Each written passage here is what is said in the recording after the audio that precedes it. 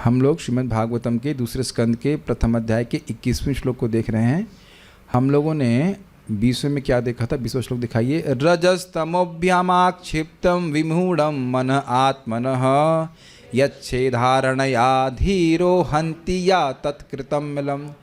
इससे पहले समाधि की अवस्था का वर्णन हुआ था। तो समाधि में आने के बाद भी ऐसा हो सकता है कि रजोगुण और तमोगुण के प्रभाव से योगी का चित्त डिस्टर्ब हो जाए। तो क्या था? रजस तमोभ्यम आक्षिप्तम विमूढ़म। रजोगुण के द्वारा आक्षिप्त हो जाए अर्थात उद्वेलित हो जाए, एजिटेटेड हो जाए, वह कुछ कार्य करने के लिए हो जाए। कार्य का मतलब जो वो कार्य जो उसकी समाधि के लिए फेवरेबल ना हो, कुछ भोग की इच्छा आ जाए, कुछ लिप्सा हो जाए, और तम के द्वारा विमूढ़ यानी कि मोहित हो जाए। तो मन आत्मना, ऐसे अपने मन को धीरा शांत रहकर धैर्य धारण करते हुए यच्छे धारणया, उसी धारणा से, धारणा के द्वारा अर्थात भगवान में ज़बरदस्ती मन को लागे। मन अभी लगना नहीं चाह रहा क्योंकि रजोगुण तमोगुण से प्रभावित हो गया है, तो इसलिए फिर मन को ज़बरदस्ती खींच करके भगवान की धारणा में लगाना चाहिए, भगवान के समग्र रूप में मन को फिक्स करना चाहिए। अब इसका अर्थ यह नहीं कि ध्यान नहीं कर सकता है, ध्यान भी कर सकता है, धारणा कर सकता है, मन को भगवान में लगाए। उससे क्या होगा? कहते हैं हंति या धारणा, उस धारणा से हंति नष्ट हो जाते। क्या नष्ट हो जाते हैं? तत्कृतम मलम। रजगुण और तमोगुण की उत्पन्न जो मल है, मलिनता है, वह नष्ट हो जाती है। एक बात आप लोगों ने कल तात्पर्य में ध्यान नहीं दी थी और अब मुझे बाद में समझ में आया। क्रम संदर्भ को देखिए। इसमें जिस व्यक्ति का चित्त अति विक्षिप्त है उसके लिए श्री भगवान की साक्षात धारण संपादित करना विहित नहीं है। उसके लिए ये नहीं बोला जा रहा है कि वह भगवान की धारणा करे, अपितु ऐसे व्यक्तियों के लिए उसके विक्षेप का कारण यह प्रपंच जगती ध्यान का विषय बन जाता है। मतलब उसका चित्त बाहर ही जा रहा है। जो अति विक्षिप्त चित्त वाला है वह भगवान की धारणा नहीं कर पाएगा, यानी भगवान की दिव्य स्वरूप की धारणा नहीं कर पाएगा। तो अब वह तो जगत को ही देखेगा। ये समझ में आ गया था? अब आपने कभी सोचा नहीं कि प्रभुपाद जी का तात्पर्य कौन सी टीका से आया? शील प्रभुपाद, समझ में आ रहा है? अभी आपको पूरी बात हम वहाँ पे कल पूरी बात छोड़ ही दी है। मैं बार बार कल प्रवचन कर रहा था और मैं सोच रहा था कि प्रभुपाद जी का तात्पर्य कौन सी टीका से आया। अब देखिए, इसको समझने का प्रयास कीजिए। जो व्यक्ति भगवान की दिव्य रूप की धारणा नहीं कर सकता और जिसको केवल भौतिक रूप ही जगत में दिखता है, वह उस भौतिक रूप को देख के भगवान की धारणा करे। ये सोल्यूशन है उसको। और इसीलिए प्रभुपाद जी समझाता है, यही चीज़ अभी आप इस अध्याय में आगे देखने वाले हो। पाताल उनके रूप, उनके चरण हैं। ऐसा नहीं कि उसके लिए कोई स्कोप नहीं है शुद्ध होने का। ये बात मैं कल आप लोगों को बिल्कुल नहीं बताया। और मैं मतलब मुझे बाद में इसको क्या कहते हैं, सिंहावलोकन न्याय समझते हैं। सिंह आगे बढ़ता है, मैं सिंह नहीं हूँ, एक उदाहरण दिया जा रहा है कि सिंह जब आगे बढ़ता है तो पीछे भी देखता है। तो वापस उसी बात को मैं देख रहा था कि क्या लिंक है ना। प्रभुपाद जी जिस तरह से तात्पर्य उठाए थे कि जो व्यक्ति नौसिखिया है वह जगत में भगवान के निर्विशेष स्वरूप की धारणा करके पवित्रता, सुना था ना। तो मैं सोच रहा था ये प्रभुपाद जी कहाँ से लिए। तो अब समझ में आ रहा है आपको? एक तो अर्थ भाई ये हम समझ रहे हैं कि जो अतिश विक्षिप्त है उसका चित्त बाहर भौतिक भोग में जाएगा, तो ऐसा लग रहा है कि अब उसके लिए कोई होप ही नहीं है। लेकिन क्या होप है? जिसका चित्त अत्यधिक रजोगुण और तमोगुण के द्वारा विक्षिप्त है।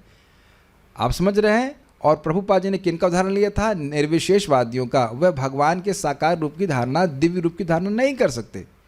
तो उनकी सहायता के लिए क्या किया जाएगा, जो कि अभी इस अध्याय में बताया जाएगा। इसीलिए जीव गोस्वामी पाद बोल रहे हैं, प्रभुपाद इसको समझा रहे हैं कि वह इस जगत को दिख रहा है, वो जगत को दिख रहा है और जगत की वस्तुओं को देख करके ये समझे कि भगवान के अंग हैं और इसके द्वारा वह शुद्ध होगा। यद्यपि भगवान के अंग ये भौतिक जगत नहीं है।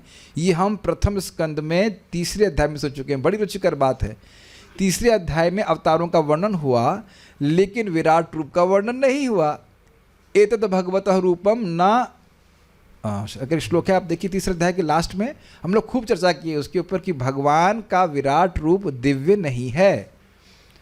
ये काल्पनिक रूप है जिसमें धारणा कर ली जाती है कि पाताल उनके चरण है, ब्रह्मलोक उनका मुख है इत्यादि। लेकिन जो व्यक्ति केवल भौतिक ही देख सकता है उसको, उसके लिए ऐसी धारणा की जाती है यद्यपि वो काल्पनिक है। क्या श्लोक है दिखाइएगा, बहुत सुंदर श्लोक है।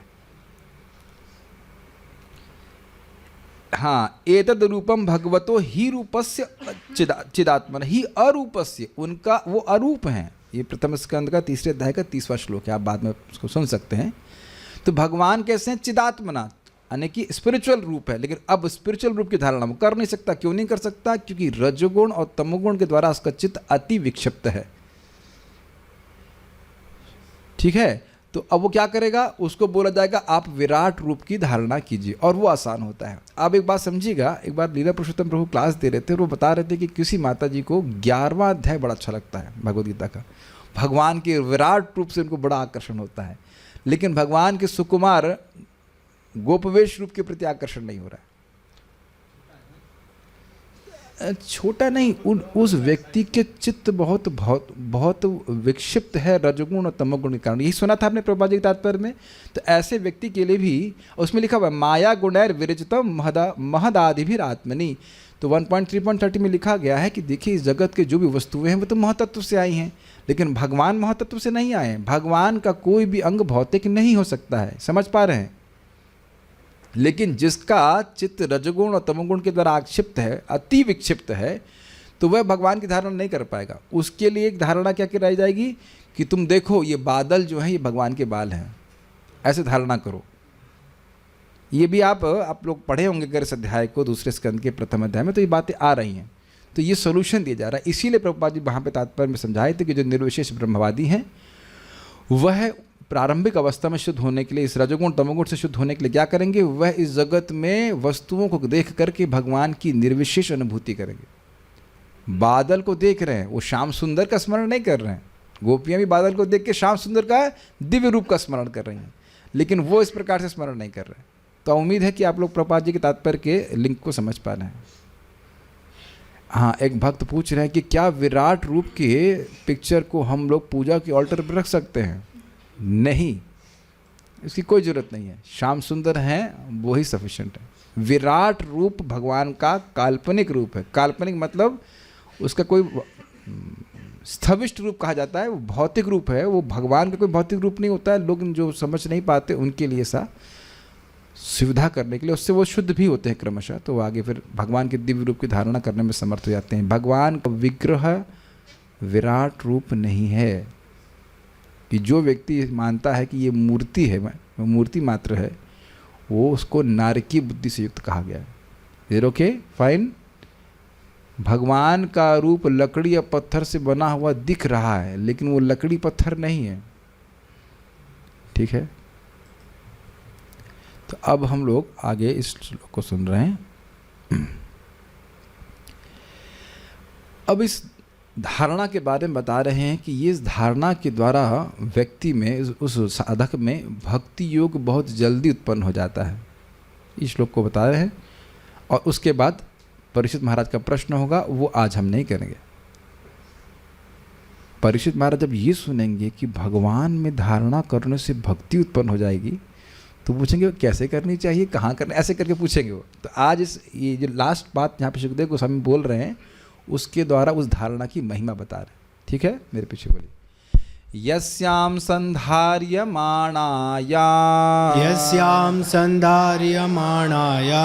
योगिनो भक्ति लक्षणः आशु संपद्यते योगा आश्रयं भद्रमीक्षितः यस्याम संधार्यमाणायाम योगिनो भक्ति लक्षणः यस्यां संधार्यमाणायां योगिनो भक्तिलक्षणः आशु संपद्यते योगा आश्रयं भद्रमीक्षितः आशु संपद्यते योगा आश्रयं भद्रमीक्षतः यस्यां संधार्यमाणायां योगिनो भक्तिलक्षणः यस्यां संधार्यमाणायां योगिनो भक्तिलक्षणः आशु संपद्यते योगा आश्रयं भद्रमीक्षितः आशु संपद्यते योगा आश्रयं भद्रमीक्षतः। यस्यां संधार्यमाणाया यस्यां संधार्यमाणायां योगिनो भक्तिलक्षणः योगिनो भक्तिलक्षणः आशु संपद्यते योग आशु संपद्यते योग आश्रयं भद्रमीक्षतः आश्रयं भद्रमीक्षतः यस्यां संधार्यमाणायां यस्यां संधार्यमाणायां योगिनो भक्तिलक्षणः योगिनो भक्तिलक्षणः आशु संपद्यते योग आशु संपद्यते योग आश्रयं भद्रमीक्षतः आश्रयं भद्रमीक्षितः। अनुवाद। हे राजन परीक्षित महाराज, स्मरण की इस पद्धति से तथा भगवान के कल्याणप्रद साकार स्वरूप का दर्शन करने के अभ्यास में स्थिर होने से मनुष्य भगवान के प्रत्यक्ष आश्रय के अंतर्गत उनकी भक्ति को शीघ्र ही प्राप्त कर सकता है। अन्वय देखिएगा, अन्वय कहा गया। अन्वय यस्याम, ऐसे सुनियोजित स्मरण से अर्थात धारणा को, स्मरण को होना चाहिए, स्मरण से नहीं, स्मरण को होना चाहिए। मतलब रजोगुण तमोगुण से उसका चित्त प्रभावित हो गया, फिर भी सुनियोजित प्लान्ड स्मरण। आप हम सब लोग सुबह मंगल आरती में प्लानिंग करके भगवान का दर्शन करते हैं। Okay, every day as a sadhana. What is the meaning of सुनियोजितः? सुनियोजितः, अच्छे से नियोजित, युक्त होकर के। युज मतलब जोड़ना, नियोजित मतलब नितनाम योजित, बहुत अच्छे से जोड़ते, तो सुनियोजित तरीके से बोला गया है। यस्याम, समझ गए? धारणा का मतलब था मन की प्रवृत्ति है इधर उधर जाने की, लेकिन बारंबार उसको भगवान के रूप में स्थिर करना। बैठो उधर, ऐसे कर, रुको, बहुत हो गया, खड़ा हो गया, नहीं जब वहाँ कोई और कुछ करते, नहीं रुकिए, देखिए गौर निताई जी ने क्या पहना हुआ है। आज आपने नोटिस किया था कि वो कुछ स्पेशल भगवान ने लकड़ी की हार माला जैसे पहन रखी थी राधा श्याम सुंदर ने। काफ़ी इंटरेस्टिंग है, राधा रानी भी वही पहनी थी, उसी तरह की कुछ माला, ऐसा लग रहा था कि जब माला पहन रखी है। आप लोगों ने ध्यान दिया था ये बातें?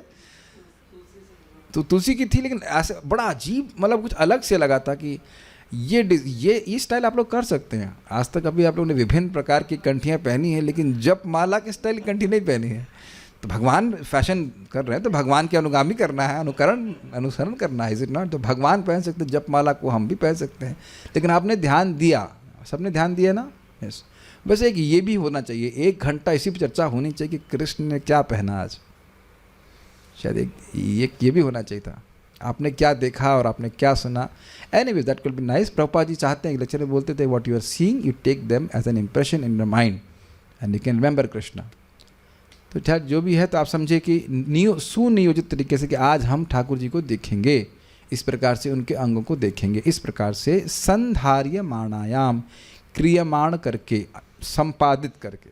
क्रियमाण मतलब कर रहा है, प्रेजेंट कंटिन्यूस कर रहा है, ऐसा करने से, अर्थात इस तरह के अभ्यास में स्थिर होकर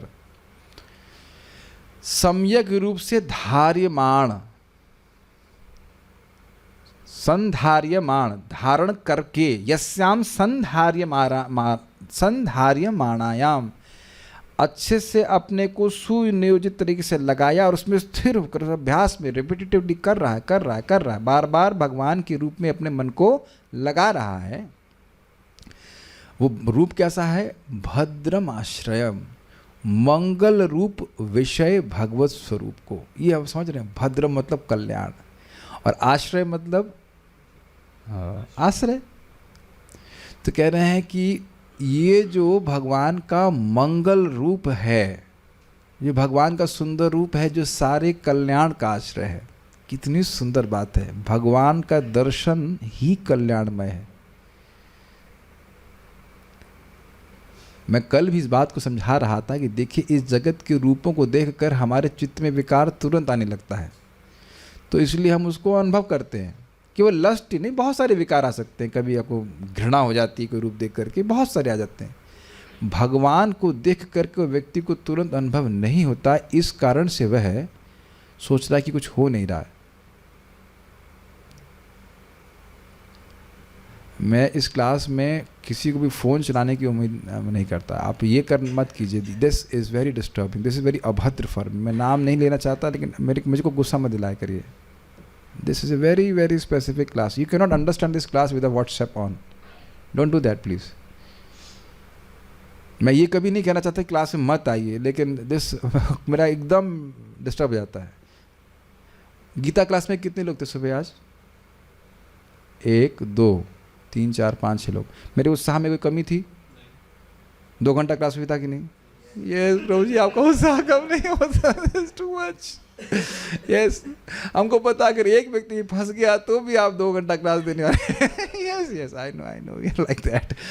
तो that's not the point. But मेरे को निरुत्साह मत कीजिए। उत्साह नहीं कर सकते तो कम से कम निरुत्साह मत कीजिए। भद्रम आश्रयम, कृष्ण का रूप कल्याण में है। कहीं बैठे हैं, कहीं भी किसी भी तरह से अगर ये रूप का स्मरण हो रहा है, कृष्ण के वैसे नाम रूप गुण किसी तरह से भी संपर्क हो रहा है, तो हमारा कल्याण है। भद्रम आश्रय मतलब जो भी कल्याण आप सोच रहे हो वो उसके आश्रय भगवान का रूप है। कितना सुंदर शब्द है यहाँ पे। सब देखो, अभी वो कठिनाई में था कि नहीं योगी? क्या कठिनाई थी? रज तम के द्वारा वह आक्षिप्त, ये विमूढ़ हो गया था। तो वो सारे कठिनाइयों को दूर करने वाला, क्योंकि प्रश्न व्यक्ति कर सकता है, अरे भाई ये धारणा से कैसे, सब भगवान की धारणा से कैसे नष्ट हो जाएगा सब कुछ?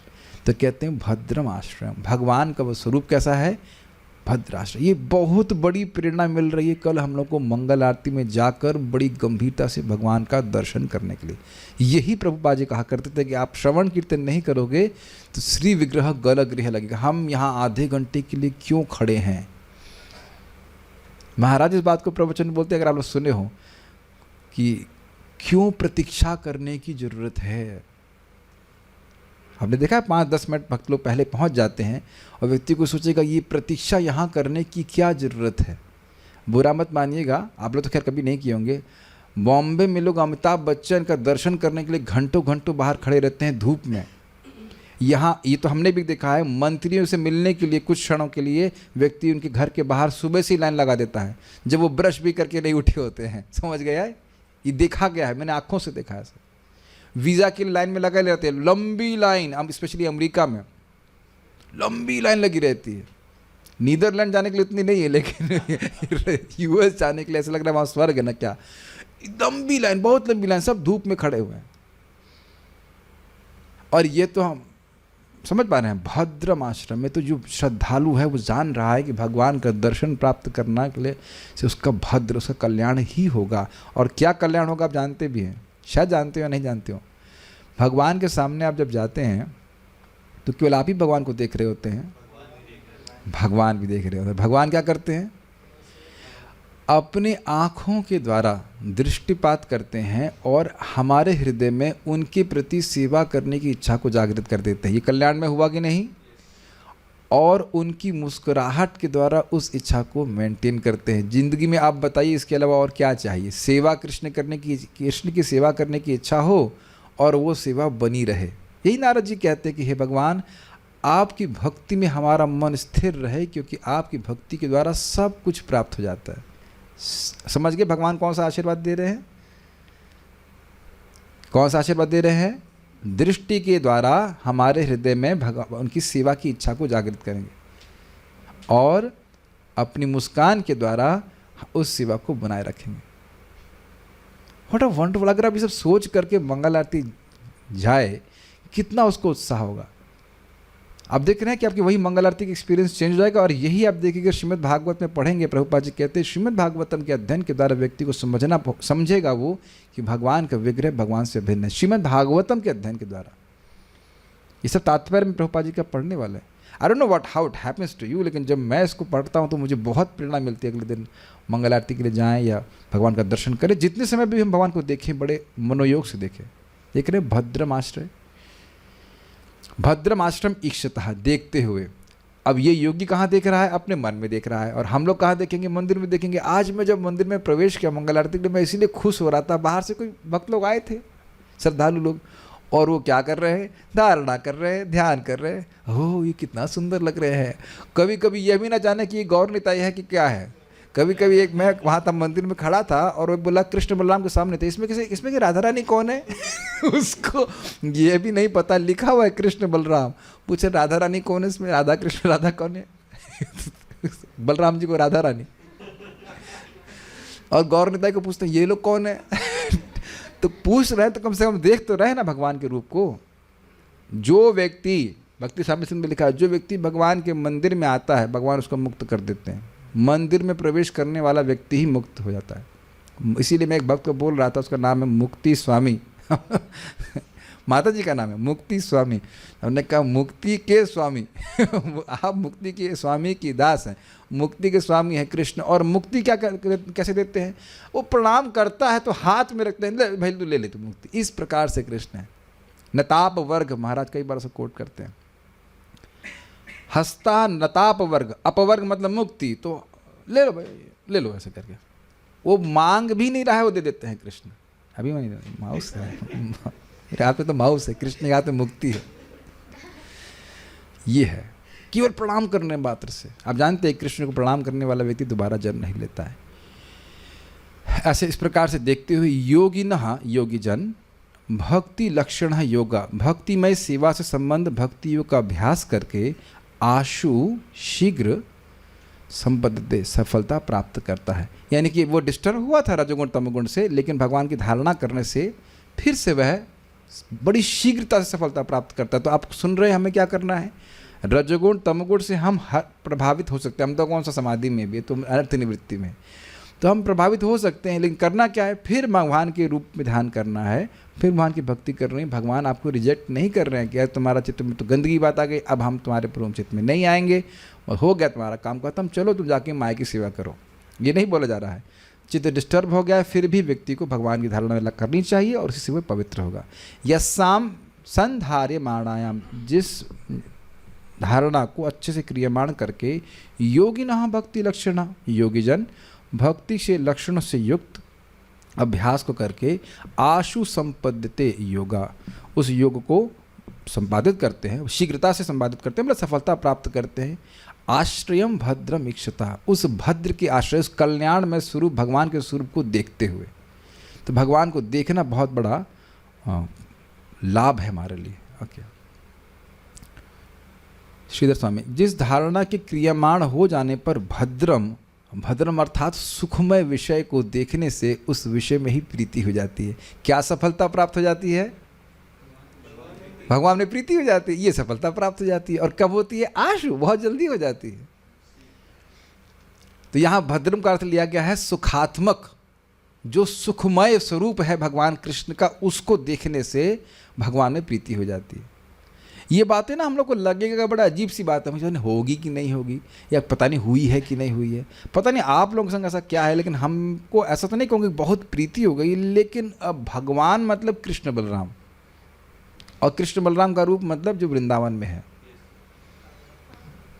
आई don't know we can relate with that. मैं पहले भी इस बात की चर्चा कर चुका हूँ कि उनको ही देखते हैं। गौर निताई जी मतलब गौर निताई जी, इधर वाले गौर निताई। आप हमसे मान लीजिए अन्य मंदिरों में भी गौर निताई जी को देखते हैं, अभी जाते हैं, लेकिन हम उस प्रकार से आकर्षण नहीं महसूस कर पाते हैं। पता नहीं आप लोग संग भी ऐसा होता है कि नहीं होता है? होता है। इस्कॉन पुणे के भक्त लोग कुंज बिहारी के प्रति आकर्षित रहते हैं, वही राधा कृष्ण है। हाँ, प्रार्थना भी आप नहीं कर पाएंगे, ऐसा लगता है किसी और से बात कर रहे हैं। या मुझे ये लगता है कि मैं इनसे ये भी प्रार्थना नहीं कर सकता कि आप मुझे अपनी सेवा में नियोजित कीजिए। जैसे मान लीजिए मैं राधा मंदिर में गया, तो अब मैं उनसे मालूम है तो भगवान कृष्ण ही, अब मैं उनसे कहूँ कि कृपया आप मुझे अपनी सेवा में नियोजित कीजिए, तो मैं कहूँगा अब ये अगर भगवान बोल दे कि यहाँ बैठ के कुछ खाना बनाओ, तो मैं तो कर नहीं पाऊँगा। हम तो आरो पानी भी नहीं दे पाएंगे भगवान को। ये बड़ी दिक्कत लगती है कि हम झूठ तो नहीं बोल रहे हैं। ऑल्दो कोई डिफरेंस नहीं, राधा रमण में कृष्ण बलराम तो एक ही व्यक्ति है, लेकिन मैं अपना सर खुजाता रहता हूँ कि अपनी छोटी सी बुद्धि की इनकी तो हम कोई सेवा नहीं कर रहे हैं। Maximum what we can do is to pay obeisances करके चले जाएंगे हम।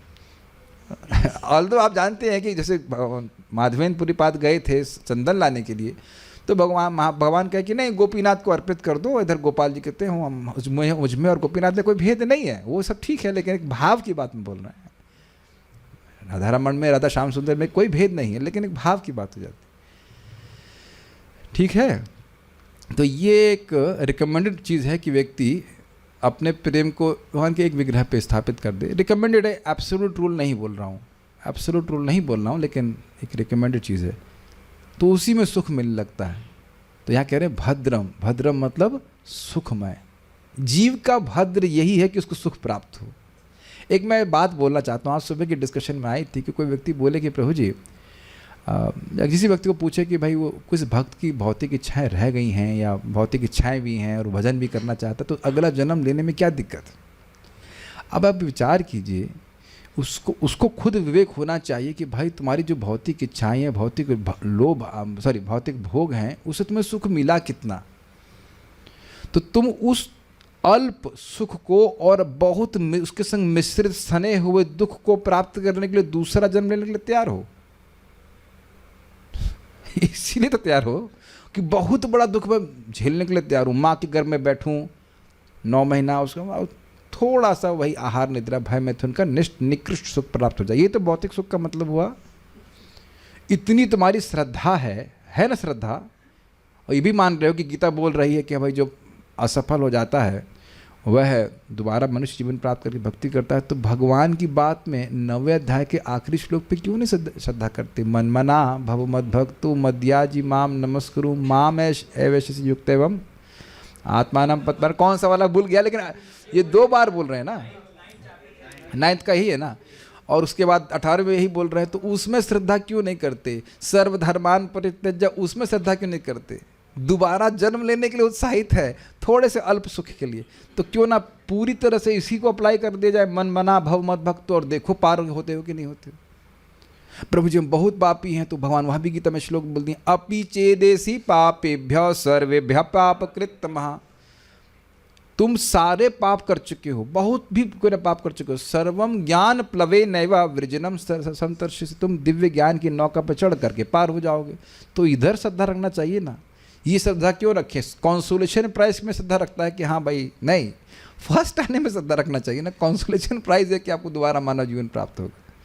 क्यों नहीं प्रयास करें? अजामिलो अपी, कान्यकुब्ज का भाई ब्राह्मण, जब कान्यकुब्ज का अजामिलो अपी जा सकता है उसी जन्म में। अजामिल तो ये नहीं कह रहा था कि हाँ मैं बच गया हूँ, अब मैं थोड़ा थोड़ा वैश्य का संग भी करता रहता हूँ, कुछ दारू भी पीता रहता हूँ, अब अगला जन्म तो मिल ही जाएगा। अब जब बुढ़ापे में एकदम मृत्यु के शैय्या हमको बचा लिए हैं, तो आगे भी बचाएंगे, तो हम अगला जन्म लेंगे। नहीं, वो उसी समय 12 साल में सिद्ध होकर वापस चला गया। मैं खाली बोलना चाहता हूँ, सुख का खोज, सुख की प्राप्ति ही जीव का भद्र है, और उस भद्र के आश्रय कौन है? भगवान का स्वरूप। और यानी समझ गए हम लोग कितने डैश के डैश आप जानते हैं। हम बार बार उस शब्द को नहीं बोलना चाहते हैं कि जो सर्वथा अभद्र का स्रोत है, भौतिक स्वरूप, उसमें सुख ढूंढने का प्रयास करें। कचड़े में हम सोच रहे हैं कि यहाँ बहुत सुंदर खाने की वस्तु मिल जाएगी, ये हमारी दुर्गति, क्योंकि हम लोग क्या है, डैश के डैश। सब लोग समझ रहे हैं, हम हमको बार बार नहीं बोलना चाहते हैं, ठीक है ना। चिड़ियाघर में चिड़िया देखी होगा आपने, जिसको केवल रात में दिखता है, उसकी बात कर रहे हैं, ठीक है कि नहीं? डैश की डैश, जहाँ आप समझ रहे हैं। We have to be disgusted with this, you know, with this body जो लगातार दुख देने के लिए बनी हुई है। तो उस शरीर को देख करके कोई भी अब भद्र नहीं हो सकता है। हाँ, ऑब्वियसली अगर आप महान भक्त हैं तो एक अलग बात है, लेकिन अन्यथा कोई भद्र नहीं होता। भद्र कहाँ है? भगवान का दर्शन करने में। फाइन। दर्शन के बारे में आप जानते हैं, दृष्टा स्पृष्टा तथा ध्याता कीर्तिता नमिता स्तुता रोपिता सेविता नित्यं पूजिता तुलसी शुभा नवधा तुलसी देवीं ये भजन्ति दिने दिने युग कोटि सहस्राणि ते वसंती हरेर गृहे। केवल तुलसी जी को देखने से भगवान के घर में, हरि के घर में करोड़ों करोड़ों युग तक रहने की सामर्थ्य बन जाता है। अब सोचिए, तुलसी जी इस प्रकार से पवित्र है, शास्त्र की दृष्टि से देखना पड़ेगा, भगवान इस प्रकार से पवित्र हैं। एक और बात आप सुनिएगा, 10वें स्कंद 12वां अध्याय 39 श्लोक, ढूंढिए इसको। उसमें लिखा हुआ कि आगासुर के अंदर भगवान प्रवेश कर गए और आगासुर मुक्त हो गया। तो बड़ा लोगों को आश्चर्य हुआ। परीक्षित महाराज कहे ये कैसे हो गया? तो वहाँ पे लिखा हुआ है कि सकृद, एक सकृत अंग प्रतिमा, भगवान के अंग की, हाँ बहुत सुंदर श्लोक है, देखिए। सकृत संग प्रतिमांताराहिता मनोमयी भागवतीम ददौ गतिम सएव नित्यात्म सुखानुभूत्य भी विदस्य मायोंतर्गतो ही किम नुपिम पुनः। तो यहाँ पे भी कैमुत्य नाय लगा कर कह रहे हैं कि भगवान की अंग मूर्ति यानी भगवान की प्रतिमा, भगवान की रूप की अंग को थोड़ा सा मनोमय धारणा कर ले केवल एक बार कोई व्यक्ति, तो भगवान उसको भागवती गति देते हैं। आप लोग एक बार तो देख ही लेते होंगे ना मंगल आरती में। अब तो इतनी सुविधा मिल गई है कि टीवी भी लगा दिया है, पीछे भी खड़े हैं, बैक बेंचर हैं, तो भी कृष्ण राधा श्याम सुंदर तो दिख ही जाते हैं। हाँ, बिल्कुल ही ना आए और आँख भी ना खुले, उसके बाद अलग बात है। एक भक्त आज बोल रहे थे, मैं दर्शन आरती में ध्यान धारणा कर पाता हूँ। तो हमने कहा क्योंकि आप सुबह उठ नहीं पाते क्योंकि मंगल आरती में तो और अच्छी धारणा होती है कि नहीं, भगवान के कुछ अलंकार कम ही होते हैं कितना अद्भुत बात है। मंगल दर्शन आरती में कर पाते, तो मंगल आरती में क्यों नहीं कर पाते? क्योंकि उठते ही नहीं है। मंगल आरती में उठेंगे तो वहाँ भी ध्यान धारणा हो पाती है। Is it not? एक बार तो सबने कर लिया है कि नहीं? कोई हाथ खड़ा किया जिसने भगवान श्याम सुंदर को अब तक एक बार भी नहीं देखा है? तो यहाँ लिखा है भागवती गति देते हैं। इतना भगवान देखिए उनको देखने का प्राइज दे रहे हैं। प्राइज कितने उदार हैं। हम लोग को कितने लोग देखे, हमारे पास क्या सामर्थ्य है किसी को देने का। बहुत बार लोग आते हैं यहाँ के, हम आपका दर्शन करने के लिए आए। हमने कहा हम दर्शन तो दे रहे हैं, वो दर्शन नहीं लेना चाहते हैं।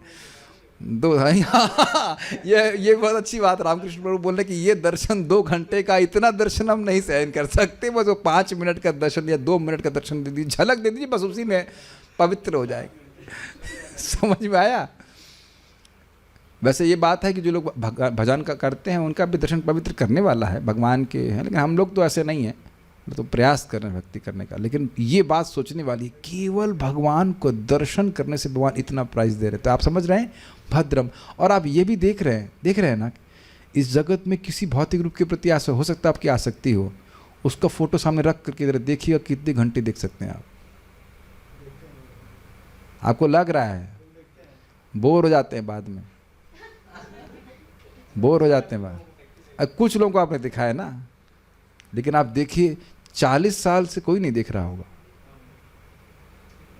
और उसको एवर फ्रेशनेस भी महसूस नहीं हो रही होगी। एक दिन बताइए, हर दिन ऑल्टर खुलता है और एकदम भगवान कृष्ण नहीं लगते। हम सुंदर कृष्ण बलराम गौर नेता और पुजारी। आज देखा था आपने, अगर आप लोग क्लोजअप देख रहे होते, भगवान के जो गोपी डॉट्स अद्भुत थे आज कृष्ण बलराम जी के विशेष रूप से। कल भी था, आज तो स्पेशल फ्लावर्स बना कर रखे गए थे। अद्भुत अद्भुत लगता है, नवीन लगते हैं। और जितना हमारा प्रेम बढ़ेगा उतना और हमको उस प्रकार की अनुभूति होगी। ठीक है, सारार्थ दर्शनी। तो ये सुख के लिए है, मंगल आरती तपस्या नहीं है, वहाँ पर भगवान का दर्शन हमको सुख देने के लिए। अजर के सारार्थ दर्शनी।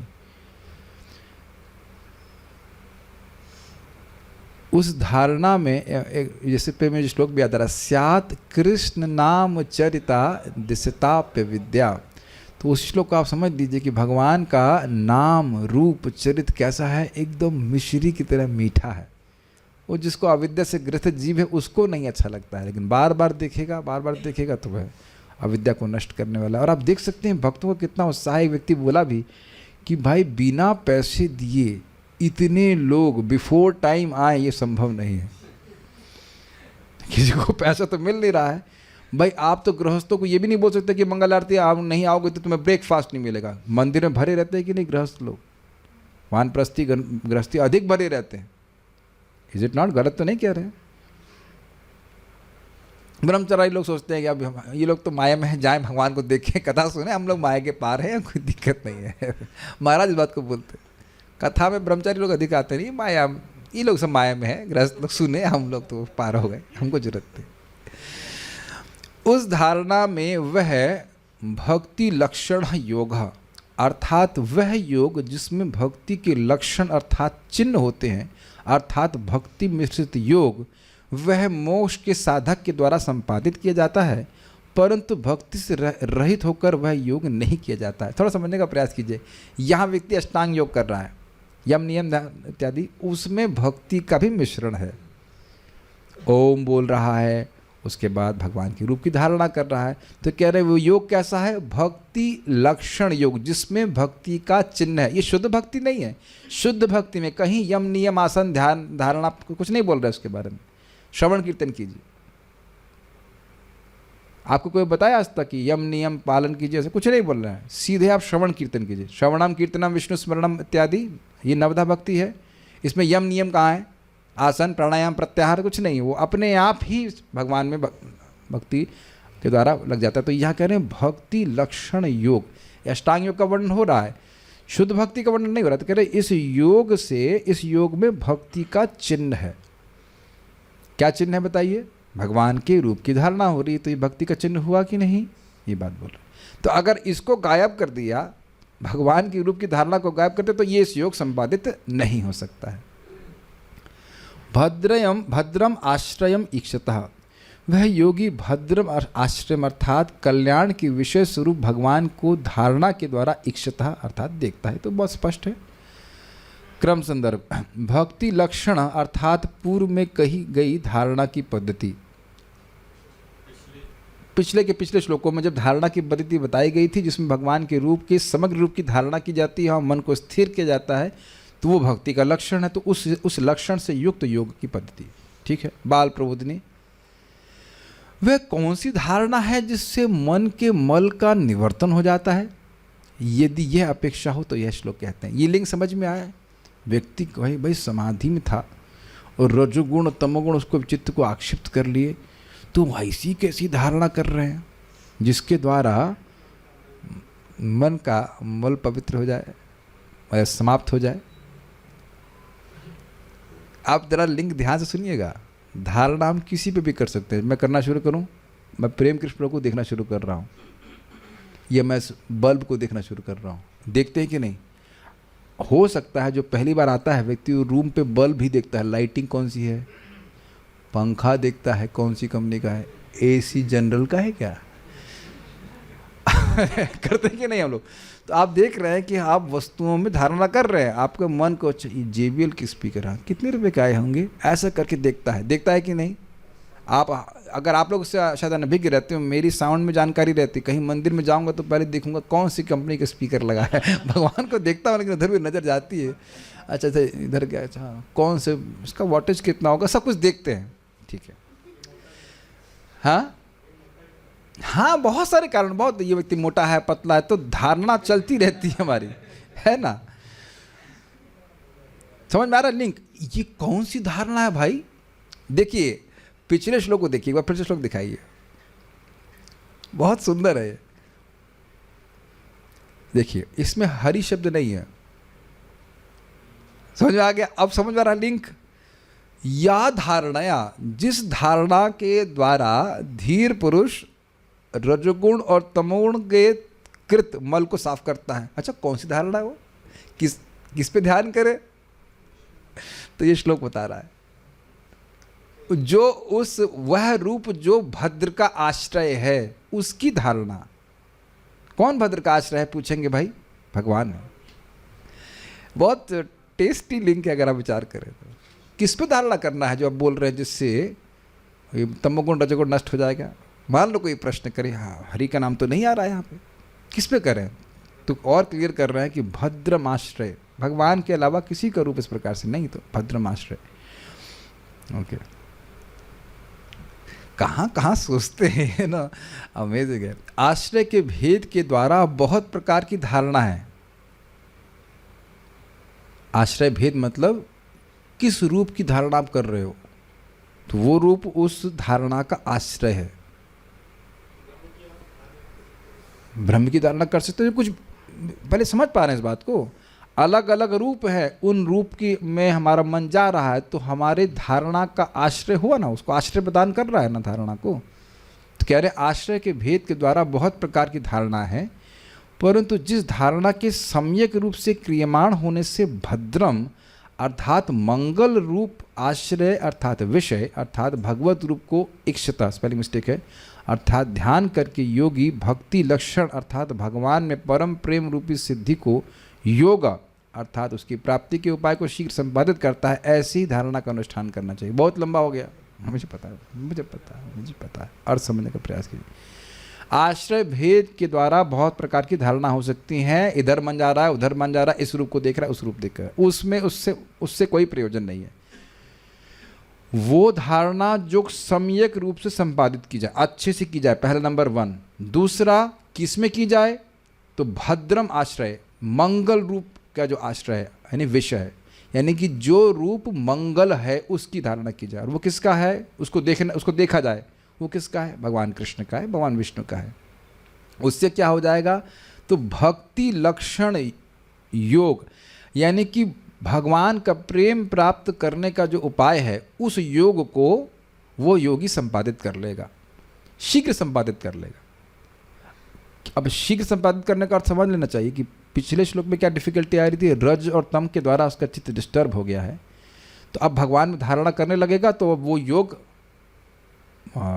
उस धारणा में भगवान के रूप पे ध्यान कर रहा है, तो वह उस मल को जो रज और तमोगुण के द्वारा था उसको नष्ट कर देगी धारणा, और अब उसका मन फिर से भगवान में लगने लग जाएगा। सीधी बात, मन भगवान में लगने लग जाएगा तो भगवान के प्रति प्रेम जागृत होने लग जाएगा। ओके, ठीक है। तात्पर्य कुछ मैं मान रहा हूँ कि कुछ बातें समझने थोड़ा कठिन है। अगर थोड़ा सा एक बार जाकर फिर से पढ़ेंगे तो भी आपको सुविधा होगी। देखिए, इस समय मैं मान रहा हूँ कि हर व्यक्ति एक ही चित्त से नहीं आया है। बहुत से लोगों का चित्त हो सकता हो कि कुछ कार्य करके आए हो तो रजोगुण से भी आक्षिप्त हो, और हो सकता हो तमोगुण के द्वारा भी मूढ़ हो। तो कभी कभी ऐसा हो जाता है कि क्लास में नींद आ रही होती, कुछ रहता तो समझ में नहीं आता, ये दुखी होते हैं, तो उसको वहाँ पे छोड़ नहीं देना चाहिए, फिर से आपको उसको पढ़ना चाहिए। I can look at the face and see sometimes devotees are in difficulty. श्रोता जो है वो कठिनाई में होता है। ये कहाँ फंस गए? हाँ, नहीं, क्लास शुरू ही क्यों हुई? क्लास शुरू ही क्यों हुई, ये भी एक प्रश्न आ सकता है। एक मिनट ना, ये दवा है मेरी। तात्पर्य, योग की सिद्धियां भक्तिमय प्रवृत्ति के द्वारा ही प्राप्त की जा सकती हैं। ब्रह्मवाद, जो कि सर्वशक्तिमान की सर्वत्र उपस्थिति को अनुभव करने की पद्धति है, एक प्रकार का मन का प्रशिक्षण है जिससे भक्तिमय धारणा के प्रति अभ्यस्त हुआ जाता है।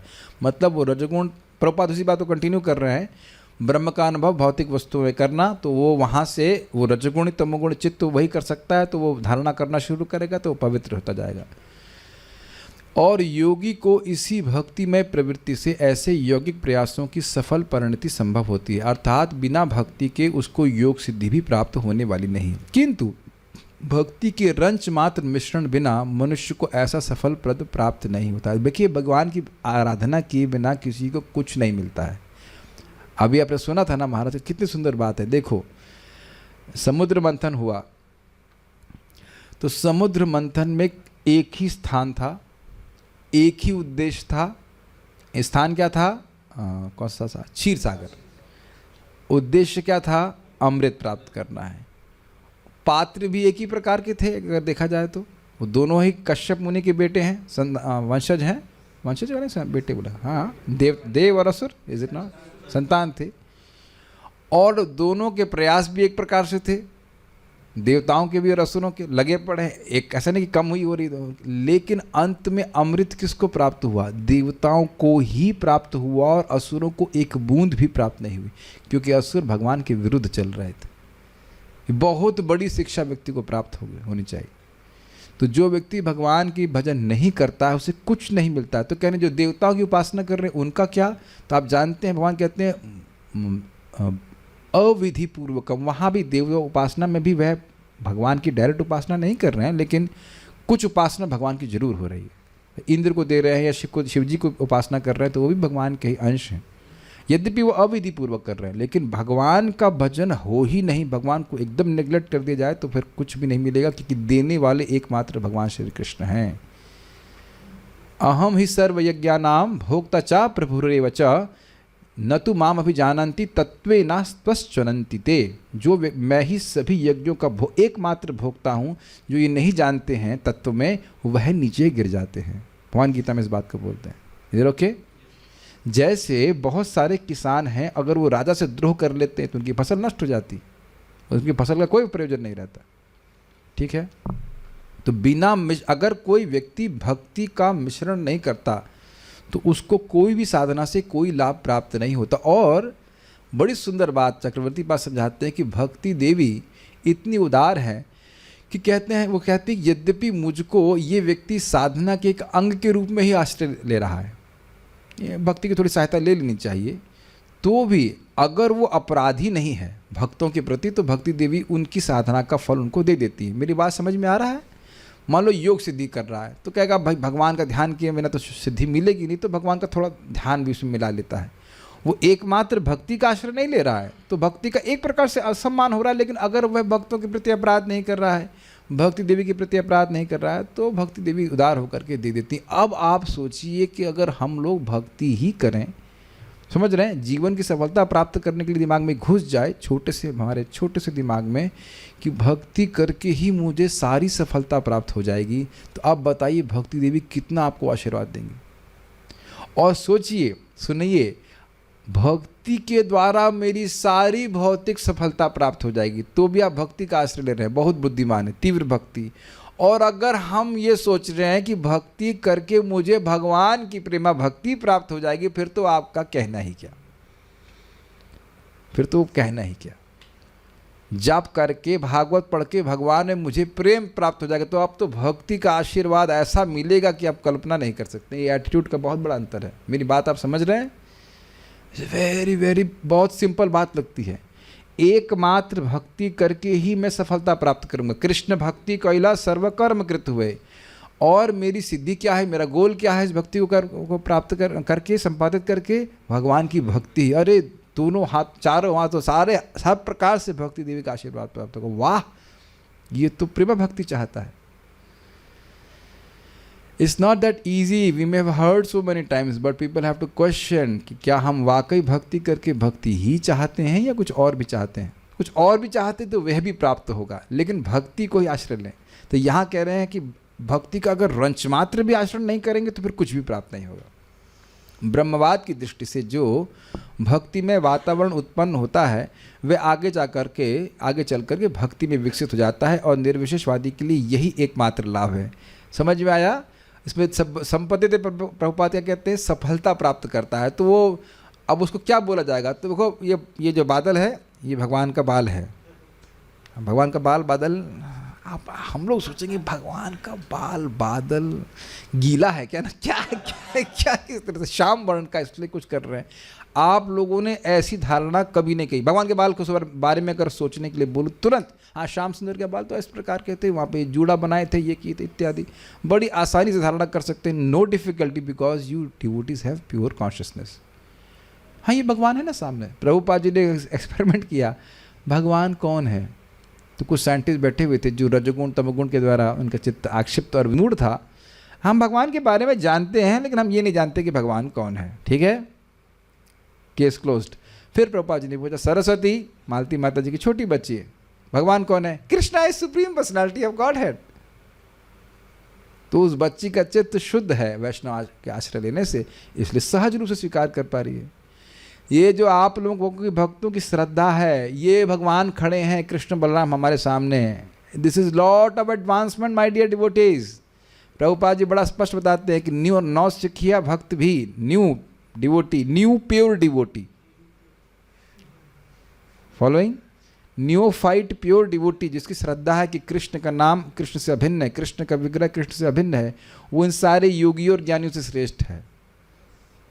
भगवद गीता में प्रभुपाद इस बात को बोलते हैं, मैं समझता हूँ 4 अध्याय के अंत में ऐसा कुछ है। और एक और बात, प्रभुपाद 4 अध्याय के अंत के तात्पर्य में आप देखिए, इसमें लिखते हैं कि जिसको ये विश्वास है कृष्ण भगवान है, वह भगवद गीता की शुरुआत से ही मुक्त पुरुष है। आप लोगों को विश्वास है? यस बोलो। हाँ, यहाँ यस जब बोला जाता है तो यस बोल देना चाहिए, ठीक है? Is it? और आप मानते क्या मुक्त हैं? Do you feel? No, but Prabhupada ji बात को बोल रहे हैं। वैसे जो व्यक्ति मुक्त होता है वो कभी फील नहीं करता कि वो मुक्त है।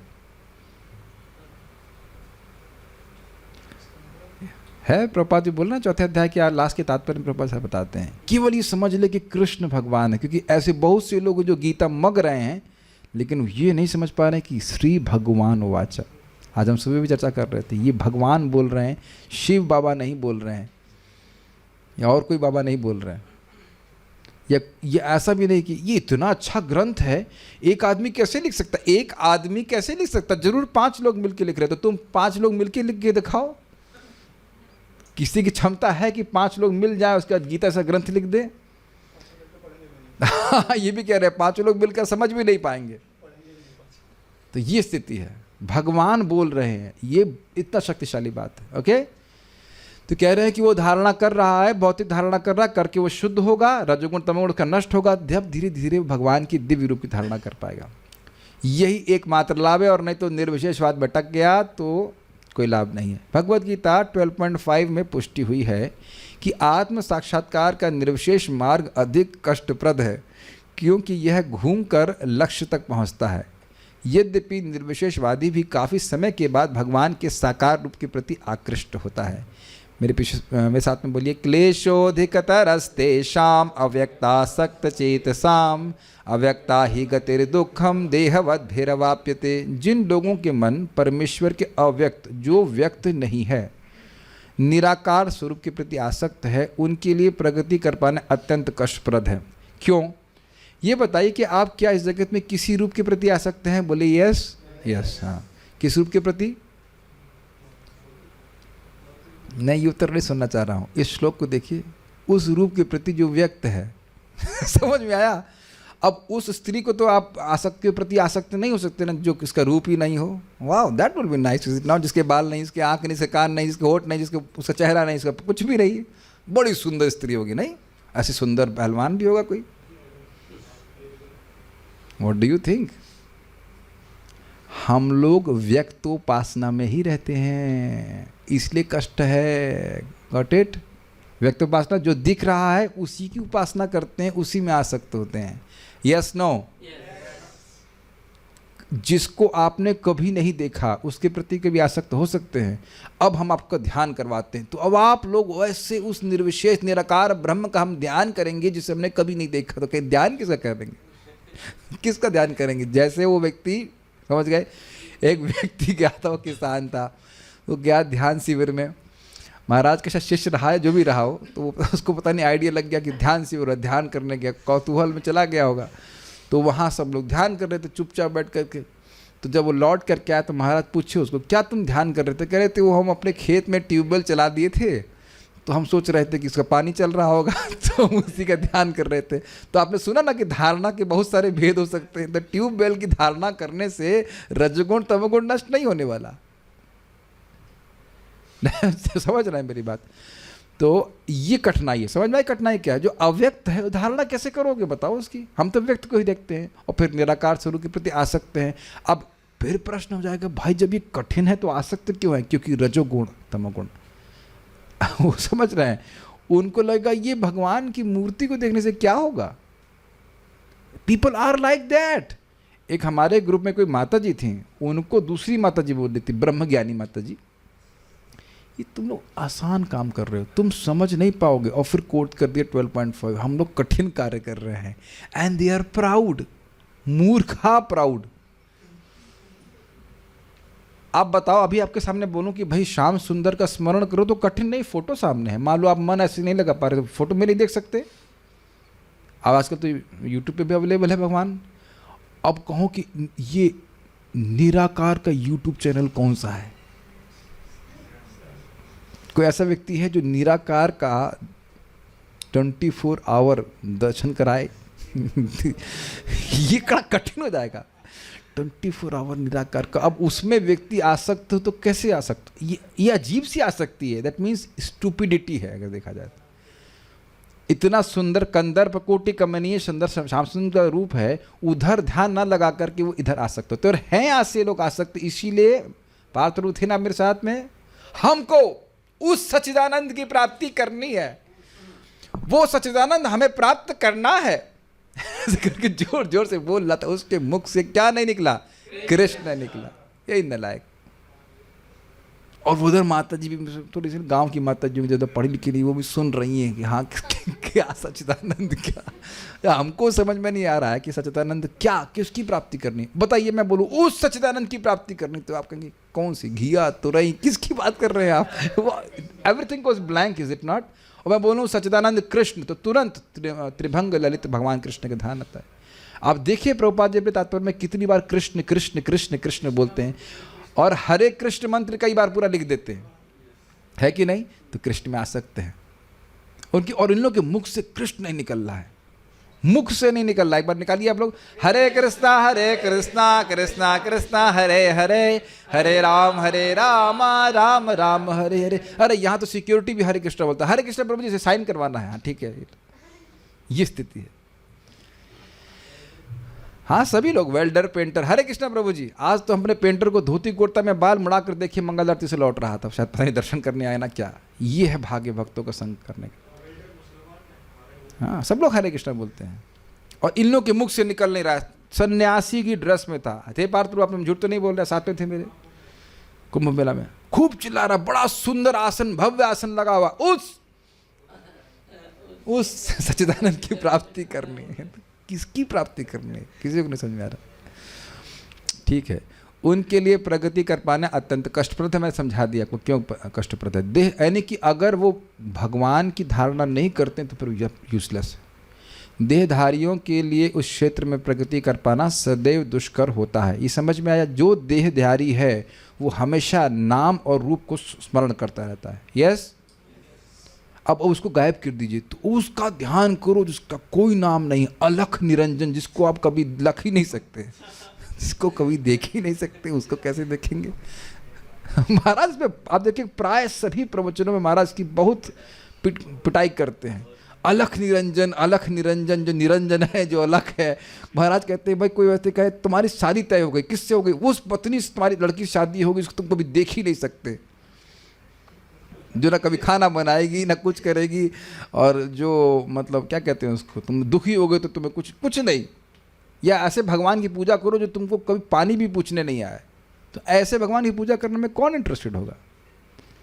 तो ये सब कठिनाई है। तो ऐसे लोगों के लिए क्या करते हैं बताइए, क्या सोल्यूशन दिया जा रहा है कि तुम इस जगत को देख करके इसमें भगवान की धारणा करना शुरू करो। पवित्र होगा तो एक दिन वह भगवान के दिव्य स्वरूप की धारणा करने के लिए समर्थ हो जाएगा, ये उसका लाभ होगा। So we'll stop here. I'll just see if there are some questions. Okay. एक अच्छा प्रश्न था यहाँ पे शुरुआत में ही। विराट रूप की हमने पढ़ लिया। एक तरफ तो जप करने से भगवान की प्राप्ति हो जाती है, और दूसरी तरफ जो रजो तमोगुण में है उसको नहीं होता है। देखिए रजोगुण और तमोगुण में जो व्यक्ति है अगर पूरी तरह से उसमें एब्जॉर्ब है तो वह भगवान के नाम आदि के प्रति उसकी रुचि होगी नहीं। रुचि में उसको श्रद्धा ही नहीं होगी। कई बार ऐसे होता है कि नहीं लोग, मैंने एक व्यक्ति को बोला कि अरे अपने पति को आप 4 माला करने के लिए बोली, कहते 4 माला 4 बार नहीं बोलने वाले हो। तो आप कहेंगे एक बार ट्राई करें, हरे कृष्ण कृष्ण कृष्ण हरे हरे, हरे राम राम राम हरे हरे, हरे कृष्ण कृष्ण कृष्ण हरे हरे राम राम हरे हरे, हरे कृष्ण कृष्ण कृष्ण हरे हरे, हरे राम राम हरे हरे, हरे कृष्ण कृष्ण कृष्ण हरे हरे, हरे राम राम हरे हरे। 20 सेकंड लगता है, 25 सेकंड लगा, क्या कठिनाई हो? 4 बार भी नहीं कुछ लोग बोल पाते। तो अब समझ में आया, ऐसा नहीं कि नाम उनके रजगुण तमगुण को नष्ट नहीं कर सकता, लेकिन उनकी श्रद्धा ही नहीं होती है। तो वो किसी तरह से उनको प्रसाद खिला करके भक्तों का संग अगर हो जाए तब वो कुछ इनका चित्त परिवर्तन होगा। ध्यान दीजिएगा, ये नहीं कहा जा रहा है कि भक्ति के लिए आवश्यक ये कि आप रजोगुण तमगुण से पूरा मुक्त हों। भक्तों को संग के द्वारा कोई भी व्यक्ति पवित्र हो सकता है। मृगारी, वाल्मीकि, घोर तमोगुणी लोग भी शुद्ध हो गए हैं, लेकिन आए तो सही, बैठे तो सही, कथा सुने तो सही, फाइन, ठीक है। कल बता रहे थे कि तानिश प्रभु बता रहे थे किस प्रकार से जो कल गेस्ट आए थे उनमें से एक व्यक्ति बोले थे हम कभी हरे कृष्णा नहीं करेंगे। क्या नहीं करेंगे? हरे कृष्णा कभी नहीं करेंगे, ये बोले थे। वैसे उसी दिन हरे कृष्णा कर दिया जिस दिन बोले कि हम कभी हरे कृष्ण जप नहीं करेंगे। और कल वो 2 घंटा भागवत में बैठे हुए थे वृंदावन में। मैं तो बार बार थोड़ा भयभीत हो रहा था, ये लोग भाग क्यों नहीं रहे अब तक? मैंने आधा घंटा 1 घंटा हो गया, भाग क्यों नहीं रहे? और विषय भी सीधे दूसरा स्कंद चल रहा है, and they were liking it. तो इसलिए यह नहीं कहा जा सकता कि वो रजोगुणी नहीं है, खूब काम कर रहे हैं, खूब पैसा कमा रहे हैं, लेकिन भक्ति is not waiting for destruction of रजोगुण तमोगुण। रजोगुण तमोगुण को भक्ति ही नष्ट कर दी। बस उसको इतना होना चाहिए कि मुझे आकर कथा सुननी है, ये आ जाए किसी तरह इसको टेस्ट। क्या आप लोग इसको बैलेंस कर पा रहे हैं? भक्ति देवी स्वयं ही हृदय को साफ कर देती हैं। ये नहीं कि पहले हृदय साफ करो फिर भक्ति करो, ये कहा आपने तो ये बिल्कुल सिद्धांत के विरुद्ध है। लेकिन आप उसको ये दिक्कत है कि वो बैठना ही नहीं चाहता है, तो फिर क्या किया जाए? फिर ये किया जाए कि उसे कुछ खिचड़ी प्रसाद और कुछ प्रसाद खिला जाए, तब उसकी बुद्धि धीरे धीरे ठीक होती। एक और भक्त हैं, माता जी थे हमारे प्रभु जी की बहन, उनके पति बोले तुम हरे कृष्णा करोगे तो थप्पड़ मारूंगा तुमको। मारे नहीं, खाली धमका रहे थे। वो गलत काम कर रही ना पत्नी, हरे कृष्णा कर रही है, बड़ा पाप हो रहा है। तो उन्होंने भाई को फ़ोन किया, तो उन्होंने कहा भैया ये कह रहे हैं, तो कह रहे हैं ऐसा करो थप्पड़ खा लो, हरे कृष्णा करती रहो। थप्पड़ पड़ा नहीं, वो व्यक्ति भी 16 माला करने लगे। वो प्रसाद खिलाती नहीं, एकदम से दिमाग घूम गया। आए कार्यक्रम, ये भी हम उनके घर में कार्यक्रम करने जाते थे और वो व्यक्ति अंदर बैठा रहते थे, कीर्तन में नहीं आते, क्लास में नहीं आते, बैठे रहते थे। ये हॉल और इसके बगल वाला रूम, सोचिए मान लो ये हॉल है और इससे बिल्कुल लगा हुआ रूम है, तो क्या वहाँ कुछ आवाज़ नहीं जा रही है कीर्तन की? ऐसे भी लोग, इतना उनकी वैमुख्य है कि उधर नहीं जाते थे। और बाद में सब 16 माला जब करने लगे। कुछ समय वृंदावन में आके सेवा भी किए। यही प्रभुपाद जी अपने लेक्चर में कह रहे हैं कि लोगों को प्रसाद खिलाते रहो, एक दिन वो ज़रूर भक्त बन जाएगा। इस जन्म में बने चाहे आगे बने। तो वो बहुत रजोगुणी तमोगुणी है, तो फिर अब वो लोग को कथा वथा नहीं समझ में आएगी, उनको कीर्तन करा दीजिए या उनको प्रसाद खिला दीजिए, ठीक है? वहाँ से उनका भक्ति क्रेडिट शुरू हो जाएगा। ओके। जब श्री कृष्ण से प्रणाम करने से ही इंसान कभी दोबारा जन्म नहीं लेता है, तो फिर हम रोज़ 16 माला क्यों करते हैं? Because it is tasty. 16 माला का जप, परम अमृतम एकम जीवनम भूषणम में। तो भाई ये बताइए कि भगवान को प्रणाम आप कितना करते हैं? 24 घंटे यही करते रहते हैं सूर्य नमस्कार की तरह। 12 बार भी नमस्कार करता है कोई यहाँ पे, तो बाकी टाइम क्या करोगे? एक बार प्रणाम कर दिया। देखिए एक बात महत्वपूर्ण बोली जा रही है, इसका अर्थ ये नहीं कि वो महत्वपूर्ण नहीं है। आप लोगों ने सुना है ना, प्रायेण मुनयो राजन निवृत्ता विदिशेदतः निर्गुणस्था रमन्ते स्म गुणानुकथने हरे। तो वहाँ सुना है कि जो ऋषिगण विधि और निषेध के परे चले जाते हैं, वह भी प्रायः भगवान श्री हरि के गुणों में रमण करते हैं। तो ये बहुत बड़ा सुख है भगवान का नाम उच्चारण करना। तो ये प्रश्न कहाँ से उद्भूत हो रहा है? अविद्या जनित हृदय से उत्पन्न हो रहा है कि 16 माला करने के लिए क्यों बोल रहा है, क्यों बोल रहा है 16 माला करने के लिए, कि नहीं? प्रभुपाद से पूछा गया कि आपने 16 माला क्यों कहा? कहते हैं, प्रभुपाद कहते हैं कि नहीं, तो मैं ये नहीं नियम बनाऊंगा तो तुम ये भी नहीं करने वाले हो, है कि नहीं, है कि नहीं? तो कहते 16 माला क्यों? क्वालिटी तब होगी जब कहो 16 क्यों, 16,000 क्यों नहीं, ठीक है? ये वही स्थिति है जब जॉइंटिस हो जाता है तो व्यक्ति को रसगुल्ला खाना है। आज भी मेरे सामने परीक्षा हुई थी, 4 रसगुल्ले एकदम बढ़िया, और मैं प्लानिंग किया था कि ठीक है 4 महीनों में केवल एक रसगुल्ला खाऊंगा। फिर मैंने त्याग दिया। मतलब अपने गुणगान भी करना चाहिए, I give up rasgulla, is it not, I like rasgulla so much, so ना मैंने त्याग दिया। लेकिन क्या जॉइंटिस में होता तब भी सोचता कि मैं त्याग रहा हूँ? जॉइंटिस में तो अब एकदम मन नहीं होगा, रसगुल्ला देखते ही उससे विरक्ति होगी। और अब यहाँ मैं बोल रहा हूँ केवल कि क्लास के बाद रसगुल्ला मिलेगा तो आप लोग खुश हो जाएंगे, इज इट नॉट? तो जब तक यह रसगुल्ला की भावना ना आ जाए कि भाई परम अमृतम एकम जीवनम भूषणम में, तो बोलते रहिए हरे कृष्णा कृष्णा कृष्णा हरे हरे, हरे राम राम राम हरे हरे। 16 माला इसलिए कर रहे हैं ताकि एक दिन वो स्थिति आ जाए कि 16 क्यों, 8 क्यों नहीं, नहीं 16 क्यों, 16,000 क्यों नहीं, ठीक है, ठीक है, ओके। और एक दिन ऐसी स्थिति आएगी कि भगवान को प्रणाम नहीं कर सकेंगे, लेकिन हरे कृष्ण मंत्र आप मृत्यु की शैया पे भी बोल सकते हैं। अजामिलो अपी भीष्मपितामह भी, यस यस यस, कलेवरम योगी श्लोक है। राधा पार्थ शांति टेम्पल में राधा रानी का जो कॉम्प्लेक्शन गोल्डन सा है, बाकी सखियों का वाइट है। तो आपको दिक्कत है, आपको कोई दिक्कत है, ठीक है, तो आपको कंप्लेन लॉन्च कर दीजिएगा राधा रानी को, ठीक। ध्यान धारणा मतलब अब रोज क्लास में आता तो समझ में आएगा। आप तो वैसे यार इसे होटल में होते हैं ना कि बजाओ आए और पिज़्ज़ा ऑर्डर कर दिया। कल परसों से ये तो समझा रहे हैं, धारणा में भगवान के समग्र रूप की धारणा होती है और ध्यान में भगवान के एक एक अंग की ध्यान करते हैं। जैसे श्याम सुंदर के एक बार दर्शन से या तुलसी महारानी को जल देने से इतने लाभ मिल जाता है, तो भक्त के मन में ये विचार आ सकते हैं कि हम तो इतना करते हैं हम पार हो जाएंगे और ज़्यादा स्ट्रेच करने की ज़रूरत क्या है? बहुत अच्छा प्रश्न है, ये आसान प्रश्न नहीं है। जी हाँ, ज़्यादा स्ट्रेच करने की ज़रूरत नहीं है, जितना है उतना करते रहिए, उतना भी करके दिखाओ पूरा जीवन। Don't take it lightly. रोज chanting 16 rounds. Prabhupada said we have given you enough tapasya, don't create your own. हमने देखा है लोगों को घी पीना चालू कर देंगे, ये कर देंगे, उल्टी, फिर अगले दिन उल्टी कर रहे हैं। हमारे देखा है आश्रम में आए, वो गायब हो जा रहे हैं। They will do so many things except chanting Hare Krishna. Prabhupada ji अपने तात्पर्य में लिख रहे हैं कि वी आर वेरी सरप्राइज्ड, ऐसा like sad to note that our disciples, Prabhupada लिख रहे हैं, our disciples are bringing austere books but we are seeing that they can not chant the 16 rounds. वो और तपस्या कर लें, ये कर लें, वो कर लें, ये ट्राई कर लें, वो ट्राई कर लें, लेकिन 16 माला को गंभीरता से कर लें, इधर नहीं ध्यान देता व्यक्ति। ये हम देखते हैं लोग बड़े बड़े अनुष्ठान करने के चक्कर में हैं, लेकिन एक नाम कितनी बार याद रखेंगे आप लोग? अगर कोई कह रहा है एक कृष्ण नाम यदि कोटि अश्वमेधसम से ही तो पाषंडितार जम नंडितार जम। कोई कह रहा है कि एक कृष्ण नाम 1 करोड़ अश्वमेध यज्ञ के बराबर है। आप कहेंगे प्रभु ये पागल हो गए क्या, एक ही बात बार बार क्यों बोलते हैं? हमको बड़ा अच्छा लगता है इसलिए बोलते हैं। एक नाम अगर कोई कह रहा है कि 1 करोड़ अश्वमेध यज्ञ के बराबर है, तो क्या है? वो पाषंडी है, वो नास्तिक है, उसकी पिटाई यमराज जी करते हैं। और आप 16 माला जप कर रहे हैं, तो लोगों की श्रद्धा नहीं होती। मैं आप देख नहीं रहे होते लोग कितनी मस्ती कर रहे होते हैं सुबह 5:30 बजे, ऐसा लग रहा है पिकनिक करने के लिए आए हैं।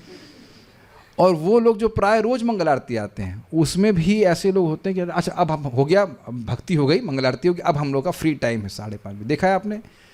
विद ऑल ड्यू रिस्पेक्ट, माता जी लोगों को तो बहुत देखा जाता है, बलराम लोग देखिए खी करते रहती है। ऐसा लग रहा है कि भगवान ने उनको लोमस के बाद उन्हें क्रिएट किया है खूब लंबा जिंदगी भजन करने के लिए। गलत तो नहीं कह रहे हैं हम लोग, कोई अपराध तो नहीं आप लोग देख रहे हैं, ये होता है प्रवृत्ति। अब प्रभु जी लोग भी आराम से अपना परिक्रमा कर रहे हैं, हाँ तो वहाँ बिजनेस चर्चा हो रही है, खूब देखा जाता है। हम कुछ बोलते तो नहीं है, नाम में अश्रद्धा ही है, इस प्रकार से व्यक्ति कर रहा है। One should be very enthusiastic, ठीक है?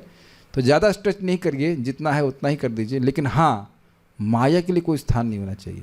ठीक है, आप 16 माला से अधिक नहीं कर पा रहे, लेकिन किसी न किसी रूप से अपने को भगवान की भक्ति से कनेक्ट कीजिए। दूसरा अंतर ये भी, दूसरी बात ये कि थोड़ा स्ट्रेच करने में क्या दिक्कत है?